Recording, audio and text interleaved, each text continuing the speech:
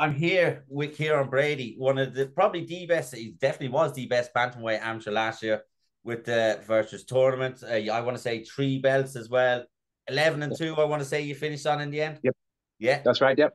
fantastic career. I followed a lot of it, not from the very start, but you were very active. Cage Warriors debut, very exciting. I want to thank you so much for your time. How are you feeling leading into this week on this big event, and how does it feel to make your pro debut on a stage such as Cage Warriors and in Dublin as well? Uh, but it's great. Obviously, it's probably perfect for me. I'm be a real break from my own home comforts, for doing things comfortably. And with the event being just down the road in Dublin, I have as much comfort here at home, and I'm not too far away. And albeit it's still a massive stage in Cage Warriors, as I say, I can still remain calm and comfortable enough because I'm at home. I think now from first pro fight to go away somewhere in another country and all would be maybe a bit much for me. So I'm glad that I got the opportunity. The Cage Warriors was coming to Dublin, and they allowed me to fight in the show. It was great, obviously. But again, full of fucking nervous as fuck. Have been for every fight. It does. I think I've told you that before. I'll not tell you any lies. I'd be nervous. I'd be scared. I'd be wondering to myself, what am I doing? But I get there and seemingly I'm able to perform. Yeah, because like what you just said doesn't mirror the way you fight in the cage.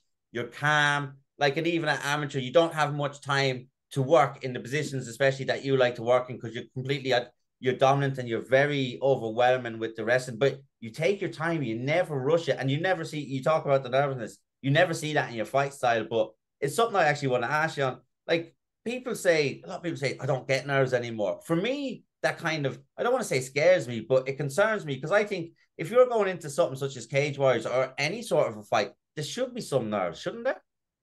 Oh, without the shadow of a doubt, if you're planning, if you think of it this way, if you're planning on fighting somebody who's doing this at the very least, it's very similar, if not the same thing that you, like the amount of training you're doing, you have to look at yourself as someone who's dangerous, like I'm training what 3 hours a day, how many days a week to fight somebody, to hurt somebody. And that's a scary thing, I would be scared getting in even to fight myself because I've spent so much time learning this thing and getting better at it. So and I'm fully expect the other guy to be doing the same thing. So that's why I'm realistic. Like he could as easily knock me out as easy as I can knock him out. Because we're both trained to do that. So you have to be prepared for it, and it's a scary thought too at the same time. So yeah, I'm the same as you. The people that said don't get scared, I'd be thinking to myself, fuck, they're mad.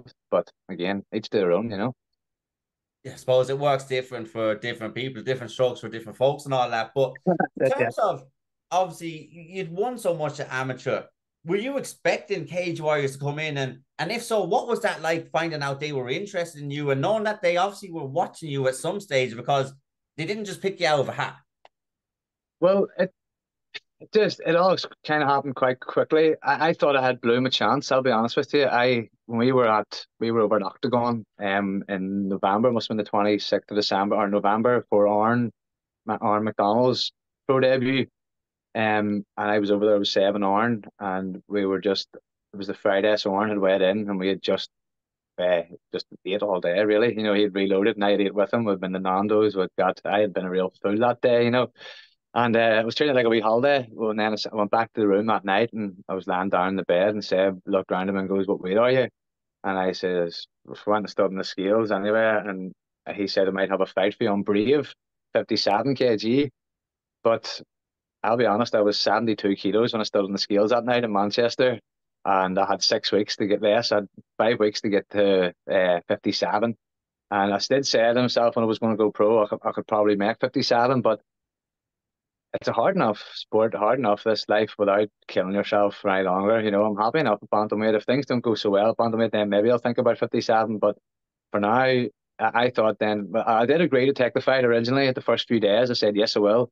Didn't eat for 4 days, got down from 72 to about 66, 67, and then still had no fight contract through. And then the pay that they were offering wasn't the original, what it was originally offered. So I just went, you know what? It's not worth it. I'm not taking such a massive risk.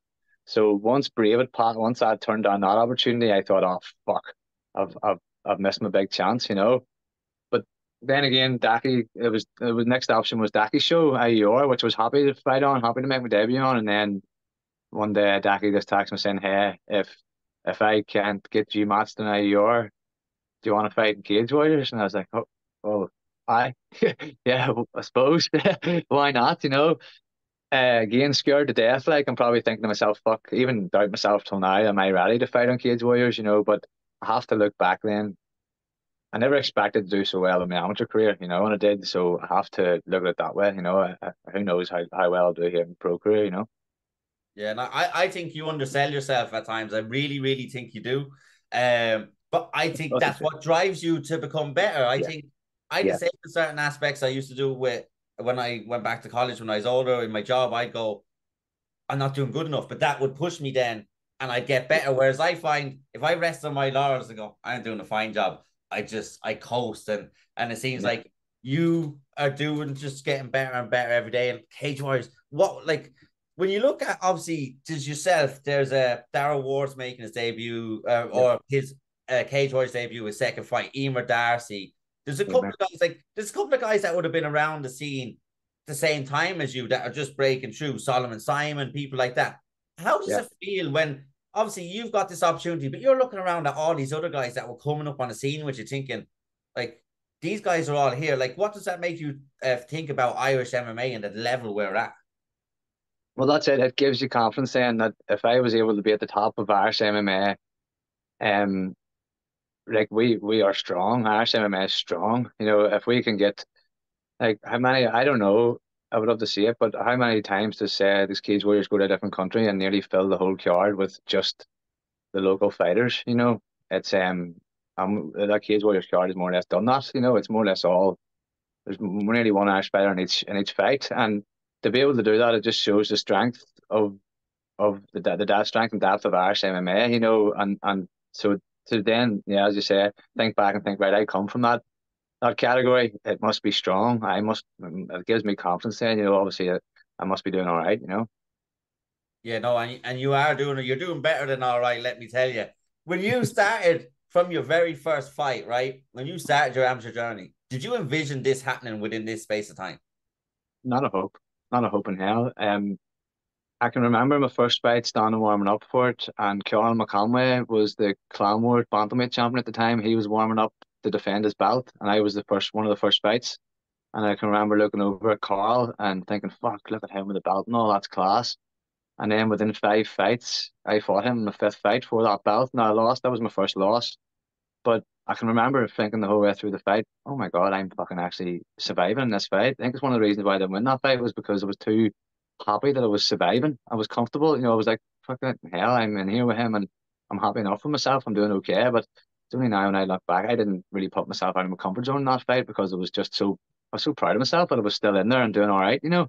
So no, I really wouldn't have made it. I still laugh. I went to a song with my mates there yesterday and we were sitting the two of us, the sort of three of us, sorry, just laughing, going, "Holy fuck, we're fighting on Cage Warriors this weekend!" Like, you know, here we are. But yeah, it's great, mate. It's mad. Even the wife laughs too sometimes. Like, you know, hey ho, here we are. It is. It's mental like that. You had a very extensive in a short space of time as well. You had a very extensive amateur career, and I like what you said. Obviously, you were looking at Carl, then you were fighting him, and it sounded like you felt like you were kind of happy just to be there in the cage with him. Yeah, But as you without got doubt. on, you got so strong, and that's what I loved your style. You were just so overwhelming for opponents, and like what did you end up with? I want to say 3 titles and the Virtuous Trophy. Yeah, it was Chaos, Yeah, Chaos Kansas, belt, and Clan your. Wars belt, IER belt, and then the Burgess tournament. They all came Yeah. kind of nearly all together at the end as well, didn't they? So I think I Oh, think you, an interesting fact about my lot. I think it was so there were four, so that's four, and then I had two losses before that were title fights, so against Alvis, and so I think I've had like so was that 4 or 5? That's six title fights out of my last 7 fights or something. You know, it was there were and you don't that's high level, like you don't get easy title fights anywhere, I suppose. you know, and like you said, the people he fought, Carl Conway, who was actually just made his return, he was at the European Championships. I think he lost Yeah, split decision today. Elvis Luco, Jack Core, who you fought twice as well, wasn't it? yeah, Twice. yeah, Like you fought the best bet, and then that you had that the 4 man tournament the one night as well, where you came up against a kind of up and comer in Dale Sheridan as well, and people were like, how is this going to work? Like, because Dale had shown his power, and you completely nullified him, and you shut down his game plan. So like when you take away from everything, all your accolades and all, what do you take away most from your amateur career? Good question.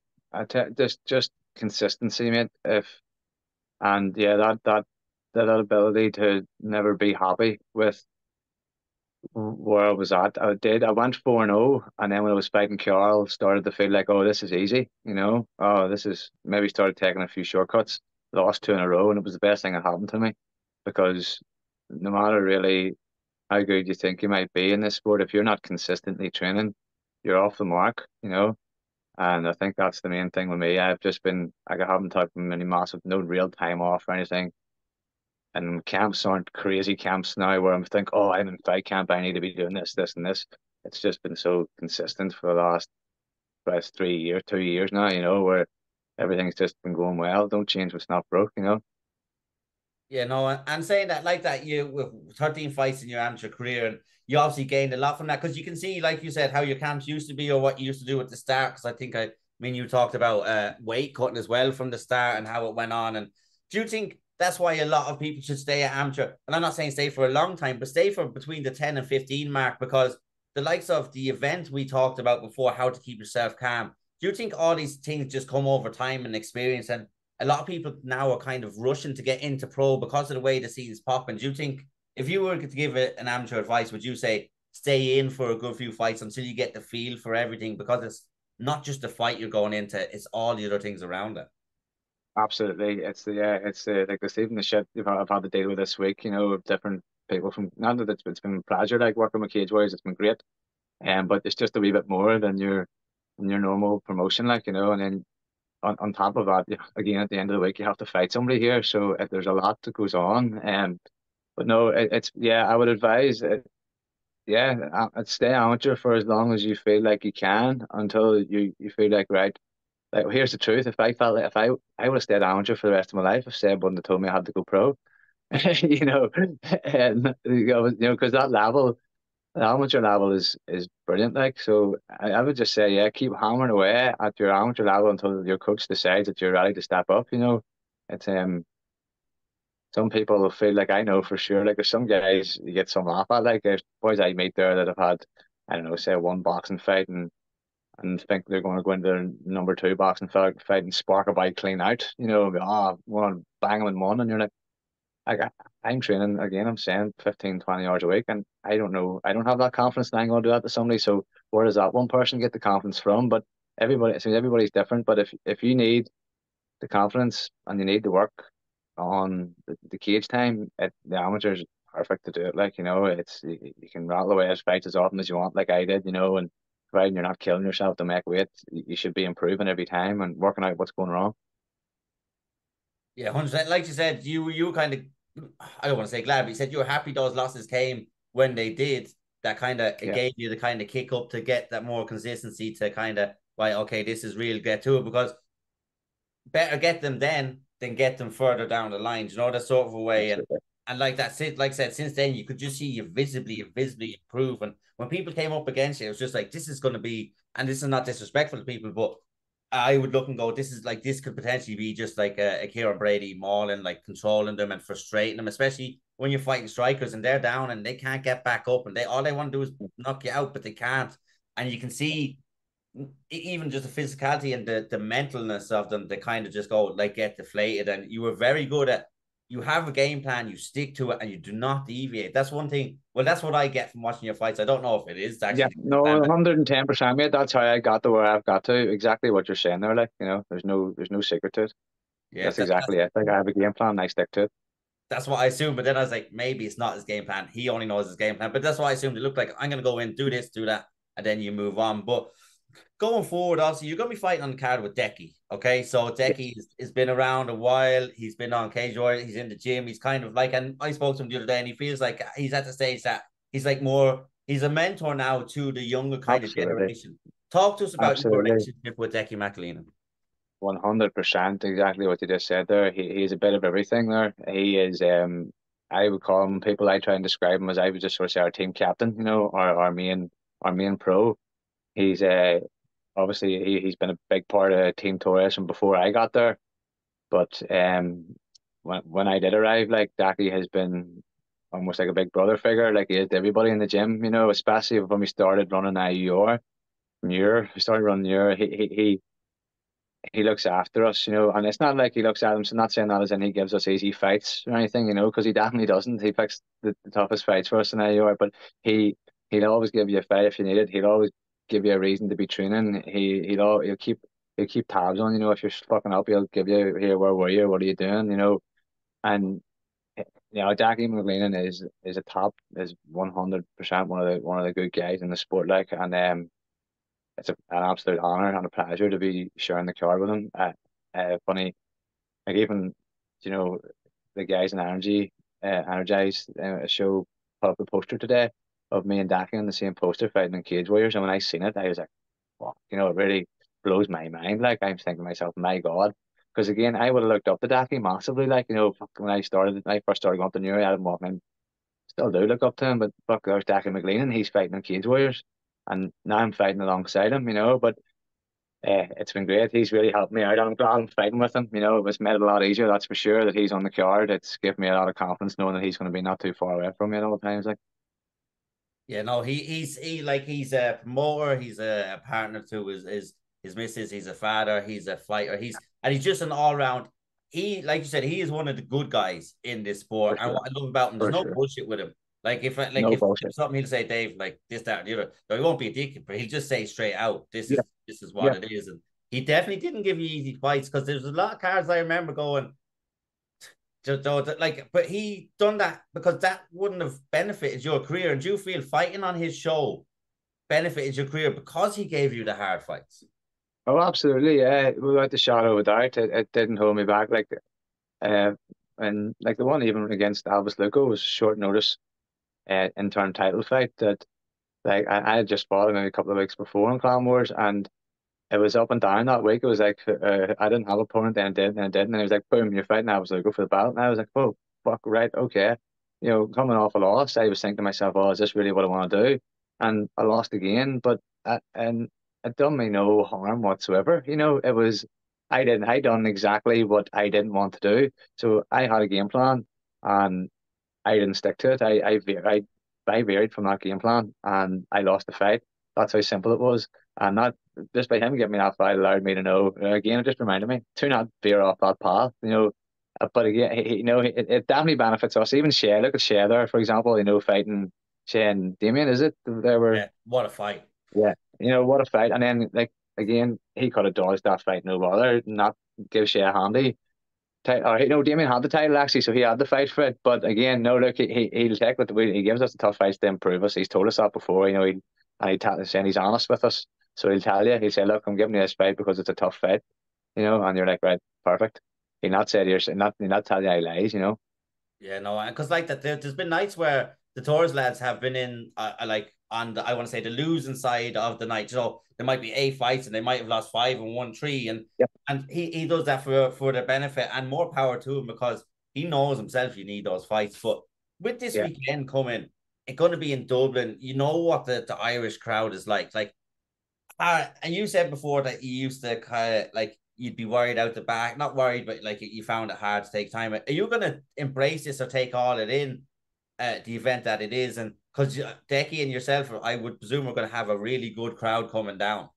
Like, how do you feel about Yeah. in that in the RDS in front of a crowd like that? Yeah, I'm gonna have to use that to my advantage, aren't I? Obviously it could get very it's gonna be nerve-wracking for me before the fight and stuff, but that seems to disappear once you're in there, and then I'll soak up the energy, and I'll soak up the atmosphere that the supporters and the crowd have bring. Like, I'll definitely use that. Again, I've been thinking about that this week. If I can hear all my ones and Daki's ones and everyone screaming and shouting, there's no way I'm going to give up for a minute, or for a second. They're just going to press and go that whole time. Look to please everyone that's there, that's showed up for you. Yeah, no, it is. I've been to these Cage Warrior shows and they're fantastic, and it's such a good opportunity for yourself, obviously, with your first pro fight. With that being said, has your training differed much? Because I assume you would have trained like a pro coming up towards the latter part of your amateur career, anyways. No, absolutely. That's it. There comes a stage there where you're fighting at the amateurs, where you're fighting boys that were probably training full time anyway. So you have to make that call. I remember the day I was thinking to myself, right, a long time ago now, I need to all in or don't do it at all because the guys that you're fighting at that level are all in, you know. But no, every like obviously the training time, obviously my round times and 5 minute rounds now, which is a lot harder than threes. So you make that change, and then you've got knees and elbows to the head, so you have to just drill. But you just add that in your sparring, your pad hitting and stuff a wee bit more. It hasn't been anything drastic, you know. A bit more time and same sort of game plans and stuff. It's nothing crazy, you know. You're saying there's not a massive level change between high level amateur and pro, you know. Yeah, especially as you're going into the early stages of pro, it's going to be Yeah, more or less the same. And like we talked about, the level that we have here, like the high level like yourself would be better than maybe other pros in other countries that have had 4 or 5 fights. But with the yeah, elbows and the knees, I'm interested in obviously with your style, you take them down, you're on the ground. I would presume that's going to suit you because obviously when you're in positions, it's hard to get back and get the swing as amateur. Whereas yeah. if you've got them in positions, are you looking forward to being able to use Looking the elbows forward. while you've Yeah, got an that's it. opponent on the ground? Exactly. I can use once I've got the phone on the ground, if it can get a bit stale sometimes down there, there's maybe if I'm just holding on, they're not giving me anything else. I now have elbows to move him on. You know, if he's not moving to where I want him to move to, I can just try and get him to move that way. You know, or get him to move something because I don't have to sit there. I did have to when I was right it's hard to get any leverage on a punch from there, but with an elbow, it's a lot easier. You know. Again, here I'm no master at the elbows yet, but we'll get there someday. You know. Yeah, but like that's all just a learning process. I'm Yeah. gonna let you go in a second, but uh, Yeah. obviously you've got this one fight. Are you looking to stay active this year? Obviously, you can't be as active as you were as an amateur because you put Yeah. out a crazy pace. But have you got a Yeah. number of fights you'd like to reach this year? Obviously, you're not looking past Well, your current opponent. not looking past the point, no, at the same time, but like even I'm talking about just my wife and life in general and the kids and stuff. I think August time will maybe be best for me again because I have a holiday booked in June. I want to go and enjoy myself with the family. We're staying at a water park in Spain. I don't want to be going looking over my shoulder and worrying about anything, you know. I want to be having a relaxed, having a good time. Plus, my wee brother and my wee sister both are defending their belts here. And next 3 or 4 weeks, both I coach them both, so I want to give them a bit of time and effort over the next few weeks as well. So, I maybe August time, maybe if we get August and then maybe game three, maybe three pro fights in a year would be all right, wouldn't it? Yeah, it would be. It would be fantastic. A lot like that. Because people, I think, need to realize you need to step off the gas as well when you come from amateur to pro. Because, like I said, you've got a lot going on. You've got Yeah, congratulations on your fighting family fighting for belts as well. Um, yeah, that's a conversation that we will have for another day because I know you're pressed for time. I know it's fight week. So, yeah. is there anything you want to say before we go, or anyone you want to shout out? And once again, I want to thank you for your time. It's been an absolute pleasure, Ciaran.